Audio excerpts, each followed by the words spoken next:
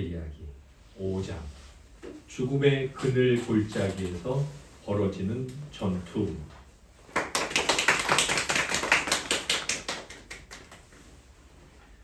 그곳을 떠난 일행은 곧 죽음의 그늘 골짜기 입구에 이르렀다. 다른 계곡보다 길이가 훨씬 길었는데 이곳에 사악한 무언가가 기괴하기 짝이 없는 모습으로 출몰하는 걸 목격했다는 이가 한둘이 아니었다. 하지만 아직 대낮이 없고 담대의 안내까지 받는 터라 아낙들과 아이들은 한결 수월하게 골짜기를 지날 수 있었다. 계곡에 들어서자 누군가 죽어가며 내뱉는 신음소리가 들리는 것만 같았다. 몹시 거친 신음이었다. 극심한 고통을 겪는 이가 토해내는 탄식도 들리는 듯했다. 소년들은 몸을 떨고 여인들은 하얗게 질렸지만 안내자는 안심해도 괜찮다며 다독였다. 일행은 안쪽으로 조금 더 깊이 들어갔다. 그런데 갑자기 바닥이 움푹 꺼지는 것처럼 발 아래로 땅이 요동치는 느낌이 들었다. 한쪽에선 바람 새는 소리가 흘러나왔다. 독사들이 내는 소리가 아닌가 싶었지만 아직 눈앞에 나타난 것은 아무것도 없었다. 견디다 못한 아이들이 물었다. 이 음산한 곳에서 빠져나가려면 아직 멀었나요? 안내인은 용기를 내라면서 주의를 주었다. 울무 같은 내 발이 견딜 수도 있으니 바닥을 잘 보고 걸으세요. 제임스는 헛구역질을 시작했다. 겁을 먹은 탓인 듯했다. 크리스티아나는 해석자의 집을 나설 때 받아온 술 한 모금과 노련 선생이 미리 지어준 알약 세 알을 먹였다. 아이는 금세 기운을 차리기 시작했다. 일행은 다시 골짜기 중간쯤 되는 곳까지 들어갔다. 그때 크리스티아나가 속삭였다. 저 앞쪽에서 난생 처음 보는 무언가가 슬쩍 보였던 것 같아요. 그러자 조셉이 말했다. 엄마, 그게 뭘까요?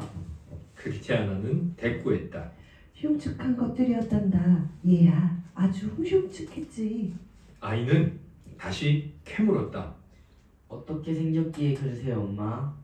어떻다고 설명할 수가 없구나. 크리스티아나가 답했다. 그러는 사이에 일행은 그쪽으로 점점 더 다가갔다. 여인은 중얼거렸다. 이젠 아주 가까이에 있어. 그러자 담대가 나섰다. 견딜 수 없을 만큼 무서우면 저한테 바짝 달라붙어요. 마침내 악귀가 모습을 드러내자 안내자가 나가 맞섰다. 하지만 담대에게 다가오는가 싶더니 모두의 시야에서 감쪽같이 사라져버렸다. 그제야 비로소 다들 얼마 전에 들었던 말씀을 떠올렸다. 마귀를 대적하라. 그리하면 너희를 피하리라. 조금 기운을 차린 일행은 다시 출발했다. 얼마 지나지 않아 자비가 슬쩍 뒤를 돌아보았다. 사자와 아주 흡사한 무언가가 아주 빠른 속도로 따라오는 듯했다. 놈은 힘 빠진 소리로 으르렁거렸지만 한 번씩 크게 울려대면 계곡이 쩌렁쩌렁 울렸다. 놈이 포효할 때마다 다들 가슴에 통증을 느꼈다. 심장이 멀쩡한 건 안내자뿐이었다. 녀석이 쫓아오자 담대가 순례자들을 앞세우고 등 뒤를 지켰다. 마침내 사자가 무섭게 달려들자 담대도 전투태세를 갖췄다.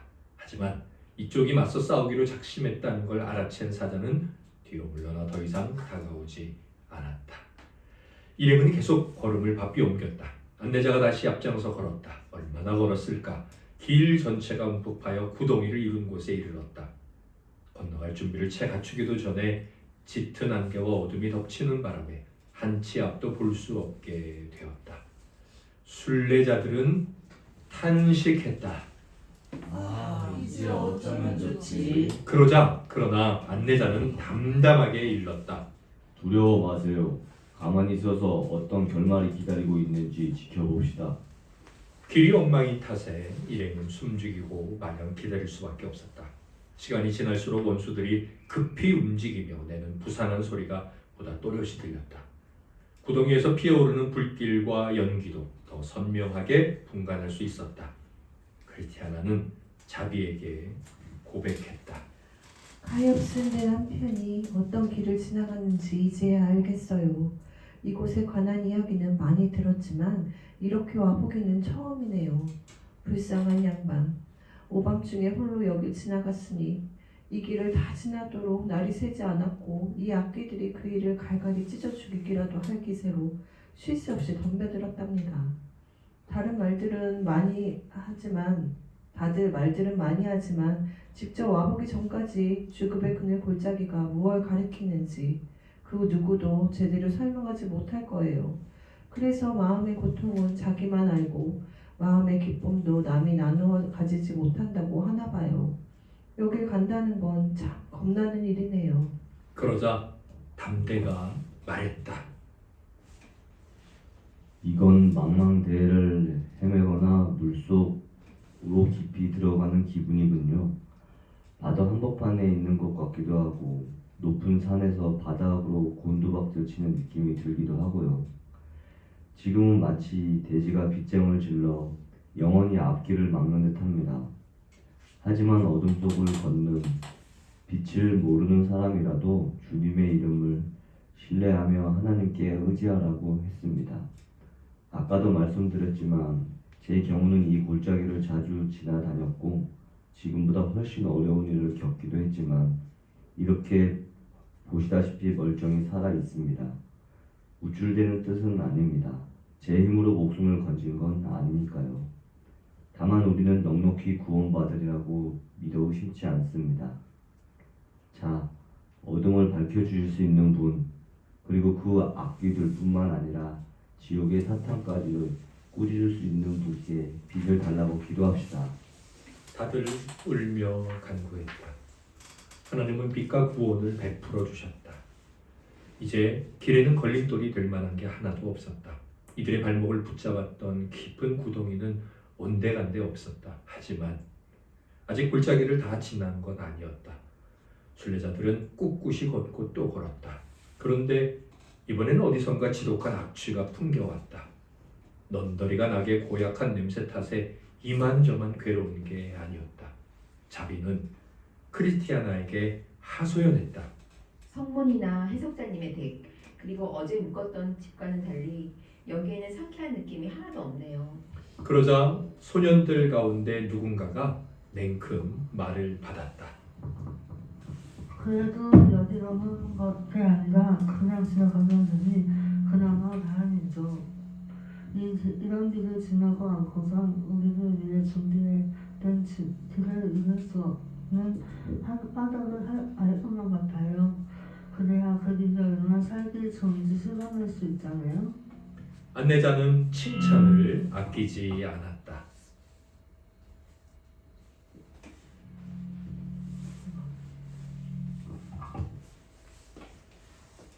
참 좋은 말이다 셰메어라. 그런 생각을 하다니 영락없는 대장부로구나. 세뮤얼은 덧붙였다.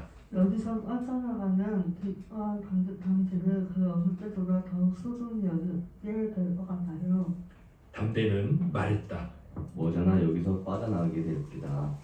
그렇게 얼마쯤 더 갔을 즈음 조셉이 물었다. 끝을 볼 수 있는 데까지 가려면 아직 멀었나요? 안내자는 서둘러 대꾸했다. 발밑을 조심하거라. 이제 곧 거천지를 지나게 될 테니. 마침내 일행은 무수한 덫이 깔린 자리에 이르렀다. 다들 바닥을 살피며 계속 앞으로 나아갔다.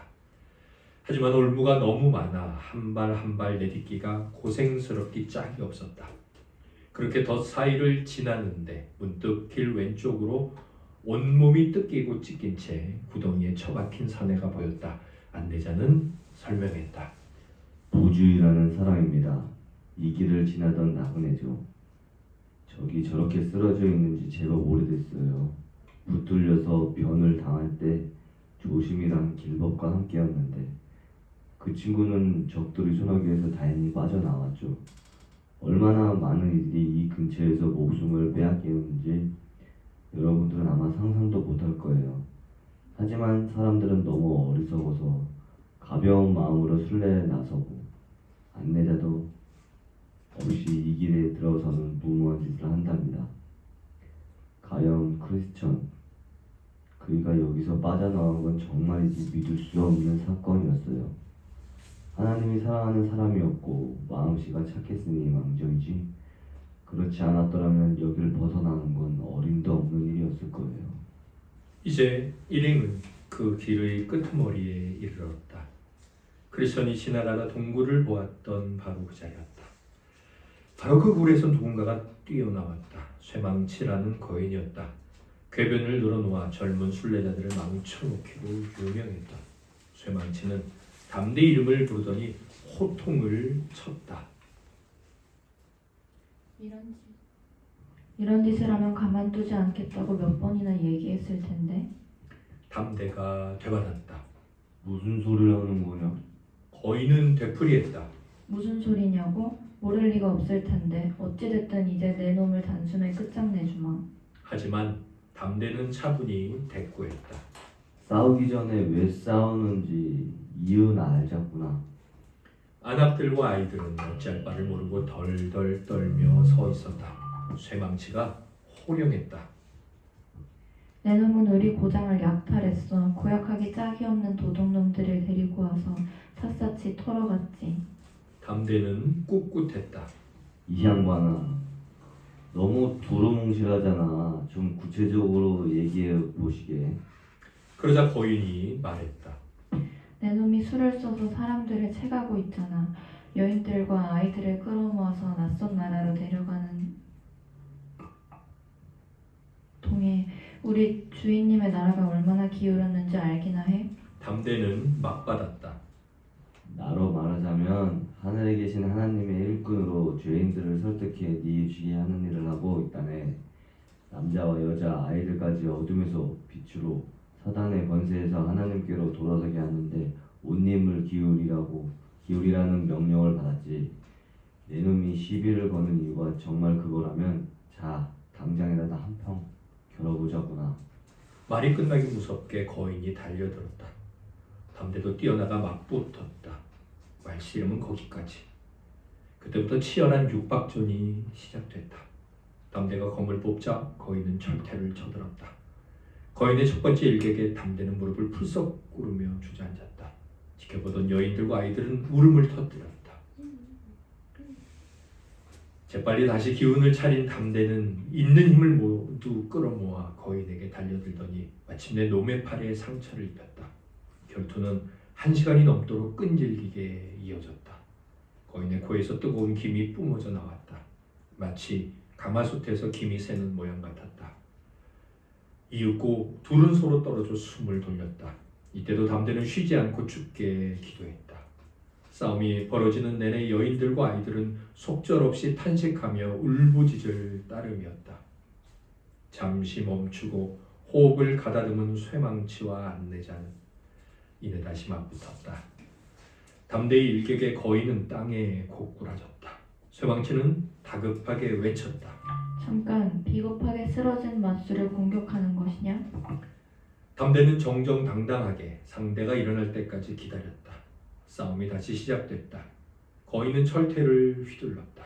아슬아슬하게 빗나갔기에 망정이지 하마터면 안내자의 머리가 박살날 뻔했다. 위기를 직감한 담대는 정신을 바짝 차리고 놈의 5번째 갈비뼈 아래를 깊이 찔렀다. 거인의 의식이 가물가물 흐려지기 시작했다. 더는 철퇴를 잡을 수조차 없었다. 담대는 다시 한번 칼을 휘둘러 거인의 머리를 단번에 잘라버렸다. 여인과 아이들은 기뻐서 어쩔 줄 몰랐다. 담대 역시 구원을 베풀어 주신 하나님을 찬양했다. 이 난리통이 어느 정도 수습되자 일행은 그 자리에 기둥을 세우고 위에 거인의 목을 매달아 두었다. 그리고 지나는 이들이 보도록 기둥에 글을 써붙였다. 우리 다 같이 이 기둥에 써 있는 글귀를 읽도록 하겠습니다.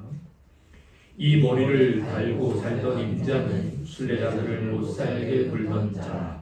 그들이 가는 길을 가로막고는 보이는 족족 악착같이 괴롭혔다.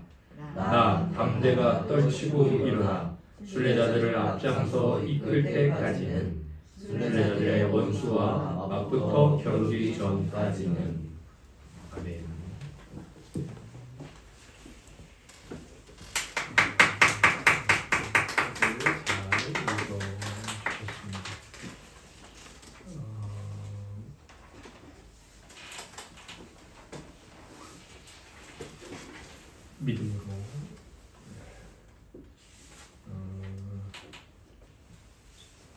이 승리의 싸움, 이미 승리한 싸움을 잘 살아내는 것이 우리의 모습이다라고 결론이 났죠. 악착같이 괴롭혔습니다. 언제까지는 수레자들을 앞장서 이끌 때까지는, 이끌지 않을 때는 괴롭혔죠. 그리고 승리하기 전까지는 괴롭혔습니다. 지금 현재의 성도들은 이런 싸움이 있기는 하나, 이런 싸움에서 이미 이제 목이 잘려진 마귀, 목이 잘려졌지만 왜 이것이 싸움이냐면 무섭잖아요.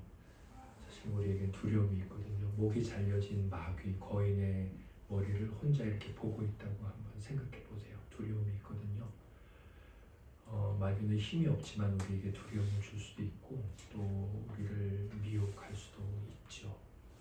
그래서 우리가 이 싸움에서 원수를 이기신 주님을 의지해서 주님과 함께 또 주께서 우리와 동행하시는 분이라는 것을 믿는, 그분은 떠나지는 않아요. 그분은 늘 함께 계시는데 이제 우리의 믿음인데, 우리의 믿음을 위해서 하나님의 약속을 계속 읽고 묵상하고, 그리고 그 약속을 붙들고 주님 앞에 기도드리고, 그리고 중요한 건 넘어져도 다시 회개하는 것, 이렇게 주님 앞에 도망가서 숨는 것, 주님을 앞장 세우는 것, 그것이 이제 우리가 해야 될 어떤 이미 이긴 전쟁의 싸움인 거죠. 우리 지체들께서 바로 이런 믿음의 전쟁의 형식을 잘 아시고 이 싸움을 끝까지 잘 해 나가시기를 바랍니다. 우리 함께 일어나셔서 찬송가 150을 불러드립니다.